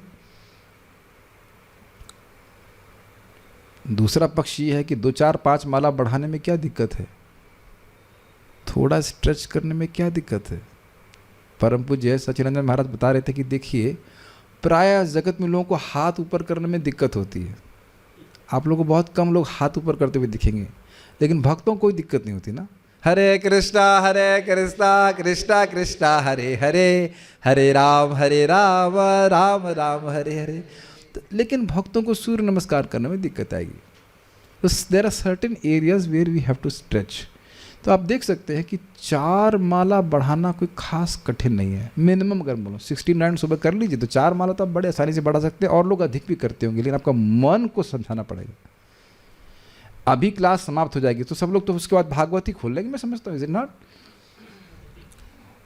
भाई मान लो आपने कुछ प्रसाद पा लिया, उसके बाद तो जरूर आप चैतन्य चरितामृत भागवत है ना। नौकरी नहीं होने के बाद भी खोलते ही होंगे मेरे ख्याल से, नहीं होता कभी कभी। तो हम देखेंगे कि वो समय हम व्यर्थ कर देते हैं, ये बहुत महत्वपूर्ण है, ये है वो है, और 4 माला हमारी छूट जाती है। 4 माला के परम पूज्य जय पताका महाराज बोलते हैं 25 लाख नाम होते हैं, और एक नाम कितना लाभकारी वो आप देख चुके हैं। तो थोड़ा सा स्ट्रेच जोन में भी रहना चाहिए, ज़्यादा नहीं तो कम से कम थोड़ा करना चाहिए। 16+ कुछ करना चाहिए, ठीक है? दूध लेते हैं तो ऊपर से नहीं लेते हैं, कुछ क्या कहते हैं उसको, धारू बोलते हैं। तो थोड़ा सा 4 माला कर सकते हैं। जो निराकार है उसका ध्यान कोई नहीं कर पाएगा, सिंपल लॉजिक। यस, हरे कृष्ण महामंत्र संस्कृत है क्या? नहीं, उर्दू में है। अरे हाँ, ये कौन प्रश्न कर रहे हैं? हाँ ठीक है, क्योंकि आप राम को रामा कहने के लिए कहते हैं। देखिए, मैं राम को रामा नहीं कहता हूँ, वो रामो ही है, उसको रामा ही कहने के लिए कहता हूँ। राम हलंत वाला होगा, हिंदी प्रोनाउंसिएशन है, तत् तो संस्कृत नहीं सीखने के कारण ऐसा होता है, वो संस्कृत का ही मंत्र है। तप्त कांचन Gauranga Radhe Vishnu. Anyhow, there was no question. So now we're going to start with the questions. श्रीधरी के अनुसार भद्रम आश्रयम ईक्षतः का अर्थ बताइए। बहुत सुंदर अर्थ श्रीधर स्वामी लिए थे, कौन बताना चाहेगा? नारायणी माता जी, वाओ, प्लीज गो हेड। उम्मीद है कि आपका स्पीकर ठीक है, बोलिए। प्रभु जी, भद्रम ईशता का श्रीधरी के अनुसार ये अर्थ है कि जब हम सुख के विशेष स्वरूप भगवान को धारणा के द्वारा देखते हैं तो उस धारणा के क्रियामान हो जाने से भगवान में हमारी एकदम प्रीति हो जाती है, क्योंकि भगवान के अलावा और कोई ऐसी विषय नहीं है जिसको देखकर हम सुख का अनुभव करें और प्रीति। बहुत अच्छा, बहुत अच्छा, बहुत अच्छा, समझ में आया। भद्रम मतलब सुख के आश्रय स्वरूप, भद्रम आश्रय। अपने हृदय में देखिए क्या चाहते हैं, इसके अलावा आप सुख के अलावा और क्या चाहते हैं? आनंदमय है हम लोग, तो एकमात्र हमारा भद्र है कि हमें सुख मिल जाए। बहुत अच्छा है। सारार्थ दर्शनी के अनुसार भक्ति लक्षण योग का अर्थ बताइए। कंचन माता ji wants to answer. Okay, yes please. Hare Krishna प्रभु जी, सारार्थ दर्शनी के अनुसार आपने बताया था कि अष्टांग योग भी भक्ति का मिश्रण होता है, और वो योग जिसमें भक्ति के लक्षण अर्थात चिन्ह होते हैं, अर्थात भक्ति मिश्रित होती है, वह मोक्ष के साधक के द्वारा संपादित किया जाता है। Wow, very good. यही कंप्लेन करनी थी, समझ में ना आए फिर भी बैठना चाहिए। अब समझ में आ रहा है कि नहीं आ रहा है? ठीक, गुड। सुनने से आता है बार बार। सारार्थ दर्शनी के अनुसार भद्रम आश्रम, ये दोबारा रिपीट हुआ क्या? नहीं, ठीक, अलग है। सारार्थ दर्शनी के अनुसार भद्रम आश्रम इक्षता का अर्थ बताइए, अमल कृष्ण प्रभु। हरे कृष्णा, सारार्थ दर्शनी के अनुसार बताया गया था कि वो व्यक्ति जिसका जो चित्त है, वो मतलब पिछले श्लोक से लिंक करके, कि जो व्यक्ति जिसका चित्त दूषित हुआ है या फिर उसका मन में क्षोभ उत्पन्न हुआ है रजोगुण या तमोगुण की वजह से, तो वो व्यक्ति भद्रम आश्रयम यानी भगवान जो कल्याण के स्वरूप है उनकी धारणा करके इक्षता उनको देखता है। वाह, आप लोग एकदम एग्जैक्ट उत्तर देने लगे हैं। बहुत अच्छा, गुड। इधर रूम के डिवोटीज क्या सोच रहे हैं? आपको छोड़ देंगे? अभी लोग सोचे अच्छा है रूम पे, अभी प्रश्न नहीं करते रूम वालों से। ओके, किस प्रकार की धारणा का अनुष्ठान करना चाहिए? अनुष्ठान समझते हैं, संपादन करना चाहिए जिससे मन का मल स्वच्छ होता है। इसको यस्याम संधार्य माणायाम का अर्थ समझाते हुए बाल प्रबोधनी के अनुसार बताइए। इतना लंबा प्रश्न है ना। Okay, want to answer from here? Wow, no one is answering. Ramakrishna, you are a teacher, चलिए प्रयास कीजिए। कह रहे हैं कि इस वैसी धारणा जिसका जो आश्रय हो भगवान का स्वरूप हो, और उसको करते करते व्यक्ति जो है भगवान में प्रेम उत्पन्न करे, इसी को हाँ, संधार्य सम्यक रूप से संपादित करे। ये नहीं कि भगवान को थोड़ा देखकर हटा लिया, नहीं, खूब करे, खूब करे। देखिए, समझ लीजिए आप। असकृत क्या था? असकृत अभ्यासात क्या शब्द है? ना, अरे कुछ भी। असकृत अभ्यासात, एनीहाउ, असकृत अभ्यासात, बार बार भूल गया। बारंबार व्यक्ति को अभ्यास करना चाहिए जब तक उसे प्रत्यक्ष रूप से भगवत प्रेम की अनुभूति न होने लगे। ई संधार्य मानने का अर्थ है कि बारंबार अभ्यास करते रहना चाहिए, भगवान का प्रेम क्रियामाण करते रहना चाहिए, भगवान में धारणा करती रहनी, छोड़ नहीं देना चाहिए। ये अर्थ है। क्या श्लोक था वो? एनीवेज, श्रील प्रभुपाद जी के तात्पर्य से ब्रह्मवाद का क्या अर्थ बताया गया और भक्ति के मिश्रण के बिना क्या यौगिक सिद्धियां प्राप्त होती हैं? उत्तर बताइए, इजी है। अदिति माता जी, ये बताइए। हरे कृष्णा प्रभु जी। ब्रह्मवाद सर्वशक्तिमान भगवान की सर्वत्र उपस्थिति का अनुभव करना है, और भक्ति के मिश्रण के बिना यौगिक सिद्धियां प्राप्त नहीं की जा सकती। यस, यानी कि उसमें भगवान की धारणा होनी चाहिए। ये आप 11वें स्कंद में देखेंगे, भगवान स्वयं बता रहे हैं कि भगवान के विभिन्न विष्णु स्वरूपों पर ध्यान करने से विभिन्न प्रकार की सिद्धियां प्राप्त होती हैं। अंत में कहते हैं सब डिस्टर्ब करने वाली इधर मत देना। ये भी इंटरेस्टिंग है। भगवान पूरा बताएंगे इस रूप से ये सिद्धि मिल जाएगी, इस रूप पे ध्यान करोगे तो ये सिद्धि मिल जाएगी। बाद में कहेंगे ये सब सिद्धियां योग में डिस्टर्ब करने वाली, इधर मत ध्यान देना, बता दिया तुमको। यानी कि वस्तुतः भगवान की धारणा करने का उद्देश्य क्या होना चाहिए? भगवत प्रीति। लेकिन सिद्धि चाहेंगे तो सिद्धि मिल जाएगी, नहीं भी चाहेंगे तो भी आएंगी। नारद जी, आप क्या मिला था? भगवत ज्ञान, फिर सिद्धियां, और फिर भगवान के प्रति प्रेम उत्पन्न हुआ था। तो लेकिन उस पे भक्त लोग ध्यान नहीं देते, उनका लक्ष्य प्रेम होता है। आत्म साक्षात्कार प्राप्त करने हेतु निर्विशेष मार्ग क्यों अधिक कष्टप्रद है? इसकी मैंने काफी व्याख्या करने का प्रयास किया था। I want to hear this. Puja माता जी।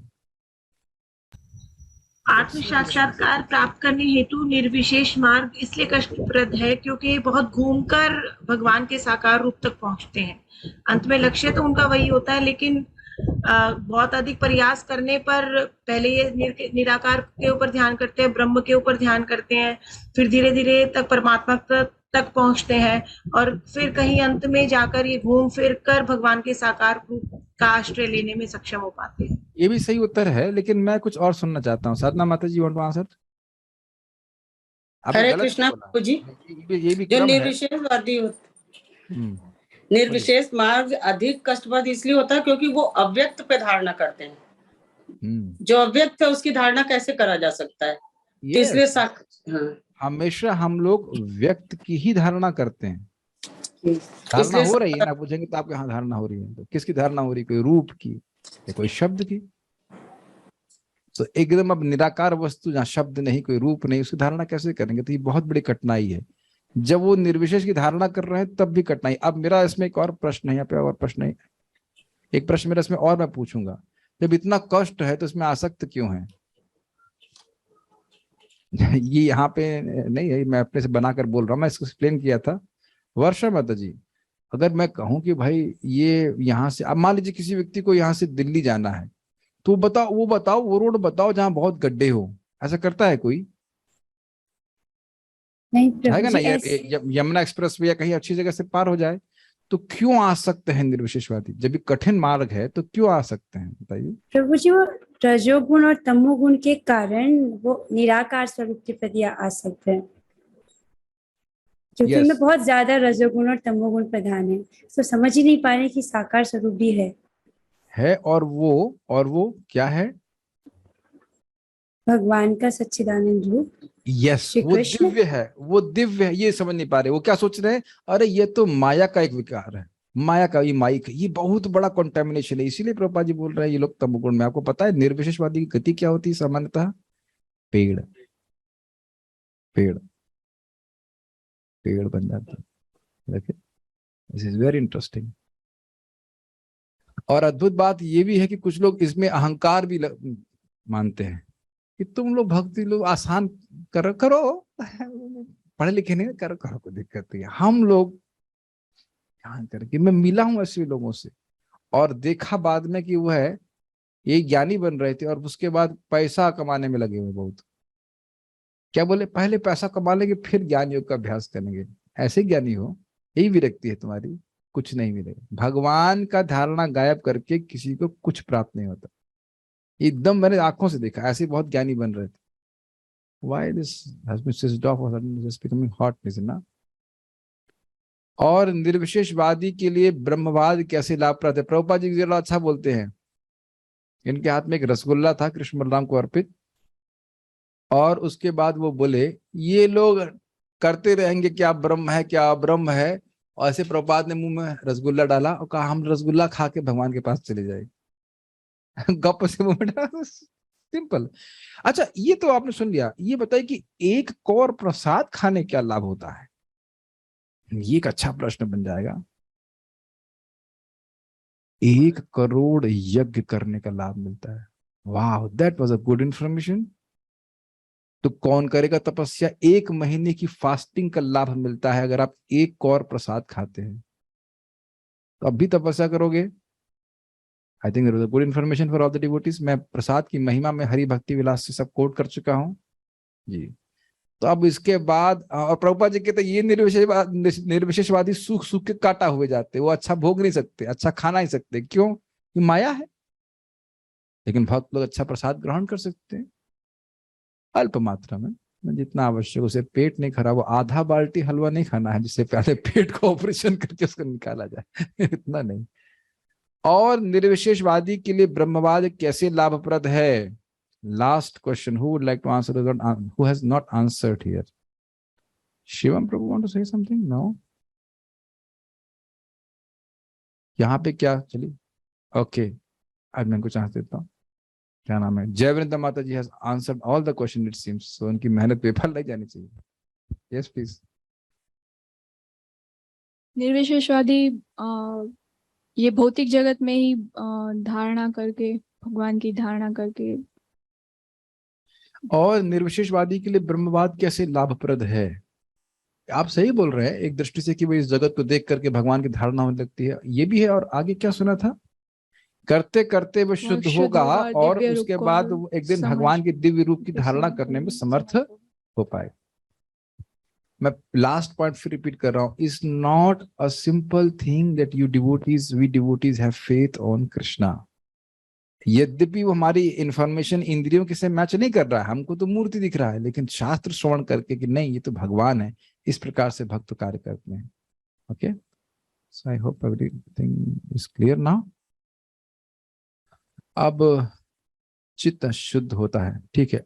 हम एक बहुत सुंदर कार्यक्रम करेंगे, मधुरे न समाप्यते, मधुर से ही समाप्त करना चाहिए, इसे कहते हैं परायण करेंगे। निर्विशेषवादी और निराकारवादी एक ही हैं? हाँ जी। एक बात मैं बताना चाहता हूं बड़ी इंटरेस्टिंग। विशेष का एक अर्थ होता है, विशेष मतलब प्राकृत। महाराज समझा रहे थे, आप अगर आप सुनेंगे तो विशेष मतलब प्राकृत भौतिक, और निर्विशेष मतलब जो प्राकृत नहीं है। तो भगवान निर्विशेष हैं, सही है ना? Got it? कितना सुंदर अर्थ है ना। हम लोग भी निर्विशेषवादी हैं। क्यों निर्विशेषवादी हैं? क्योंकि हम मानते हैं कि भगवान का देव रूप है, भगवान का रूप अप्राकृत है, अरूप है भगवान, उनका कोई भौतिक रूप नहीं है। बड़ा सुंदर अर्थ लेता। और हम लोग शून्यवादी भी हैं क्या? हाँ, हम लोग शून्यवादी भी हैं। प्रभुपाद जी लेक्चर बताते हैं क्यों, अन्याभिलाषता शून्यम। हम अपनी सारी इच्छाओं को शून्य करना चाहते हैं, लेकिन भगवान को शून्य नहीं करना चाहते, अपने को शून्य नहीं करना चाहते। जी, निर्विशेषवादी है, निराकारवादी नहीं है। हम लोग निर्विशेषवादी है, जो भगवान के रूप को अप्राकृत समझते हैं, स्वीकार करते हैं। देख रहे शास्त्र कहाँ रस दे रहा है, कितना रस दे रहा है, शब्दों का रस बड़ा सुंदर है। चलिए अब यहाँ रुकते हैं, पुराण का